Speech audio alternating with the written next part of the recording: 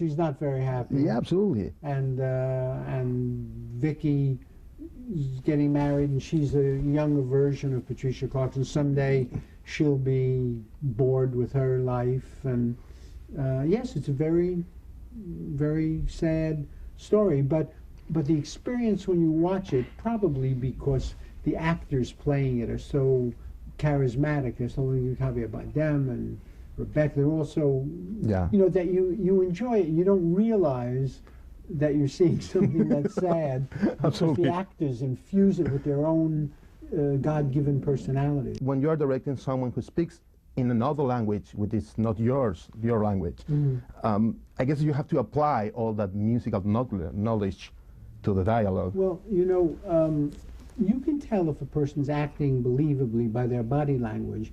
So I didn't need to know what they were saying with their words. I could see if their emotions were false, if they were overacting or making too many faces or being too hyper tense. So I could see that. I didn't know what they were saying. I let them improvise, and I knew that they were intelligent and that they knew what the story was. And only when I got back here to the United States and I had a translator tell me Somebody what they told said, you, yeah, they were saying so and so and so. Yes, and then I knew. But I could tell that whatever it was they were saying, their feeling was correct, because they were conveying the feeling universally. Yeah, it's true. If you watch a bad movie made in our country, you know that somebody is acting in a wooden way. Oh, sure. If you see an American movie and you don't speak English, you know who the good actors are. Oh, absolutely. You know, well, for me, you know, the Italians, it's a mystery, because since they dub everything, when you watch a movie like Amarcord, which I love, which is one of my favorite movies. Me too. Yeah, you see, it's kind of a unique experience, because sometimes, you know, sound doesn't match the lip sync. Right. But when you're watching it's a different language, so you don't notice it. See, I don't speak Italian, so I can't really notice the syncing and the mismatched syncing, and it doesn't matter to me. Maybe if I was Italian and I saw you would say, that this is not right or whatever.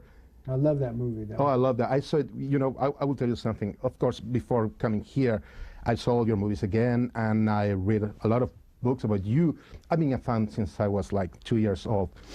And I said yesterday, you know, to celebrate this, I have to watch Amarcord again. I think it's a good thing to meet you before meeting you, to watch Amarcord again. Because even if I love your movies, I also relate to the stuff that you love too. Well, Amarcord is certainly one of my top 10 favorite movies of all time, and every year or two I get with my friends and watch it, and it's always fun to watch. It's always fun when you have this old guy saying "Voglio una donna." I love that. I keep laughing. You know, it was like wonderful film. Just the minute the music comes on. Yeah, and when you hear Stormy Weather on the in the background, for me it's like I keep. No, yes, it's just great. It's great. You know, years ago you said that you were afraid that your movies weren't going to be remembered as the movies of Fellini. No, I wasn't afraid. I was saying that I didn't care. That it doesn't matter to me. You know, once I'm dead, you can throw them down the sewer for all I care. It doesn't mean anything to me. You know, maybe some will be remembered, maybe none will, maybe they all will. I have no idea. But the important thing is to have fun making them, because if you don't have fun making them, then you have nothing, because after you make it, some people like them, some people don't like them. Sometimes you make a film everybody likes or nobody likes, and you can't be dependent on that for the fun. You can make a film and nobody likes it, and then you think it's no fun. It's terrible. It has to be fun when you're making it. When you're finished, you give it to the world and go on. Yeah, it's like a son. He goes away. Yeah. But let me ask you this, because there's also this perception that you don't really care about the audience reaction, and I don't think you don't care about the audience reaction. Not that I don't care. I like it. I always like it if someone says, I enjoyed your film. And if someone says, oh, the audience enjoyed your film. But I would never do anything to make that happen. I would, you know, I want to make the film I want to make. And I hope the audience likes it. If they don't, I'm still going to make the film that I want to make. Oh, yeah, absolutely. If they all hate it. I'm still going to make that film. But of course, I prefer, if you ask me, The movie be people- successful, that of people course. like it. Yeah, absolutely, absolutely. But I wouldn't do anything. I would never try and think, well, the audience won't like this, I better not do it, or the audience will love this, I want to do that. I would never Yeah. do that. You know, I just want to make exactly what I want to make and just hope they like it. And if they don't, bad luck for me. And if they do, good luck. So regarding your material, as a writer, when did you realize, well, I don't care if they appreciate or not? That happened when you were doing stand-up?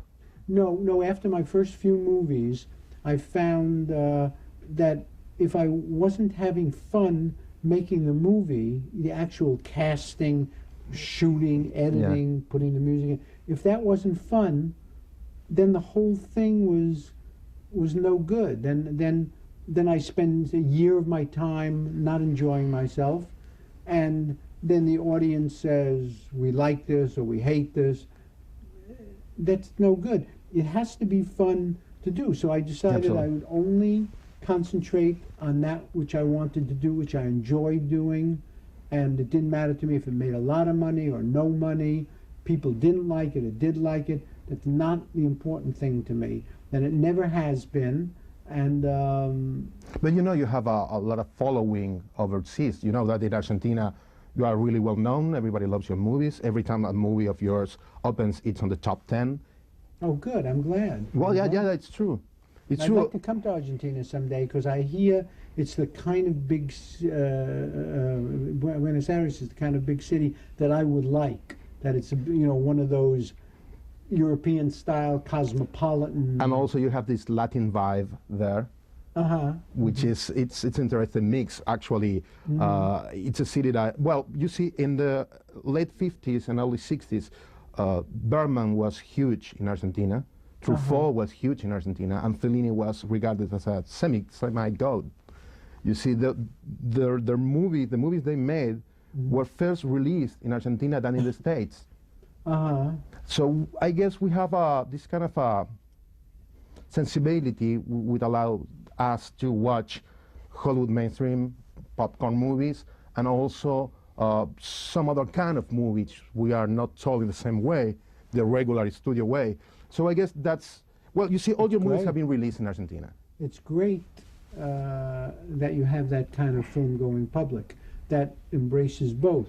Here, United States, we don't. We have mostly a very commercial cinema audience, and for fine films, for artistic films, European films, foreign films, tiny, always shrinking, getting smaller and smaller, tiny audience.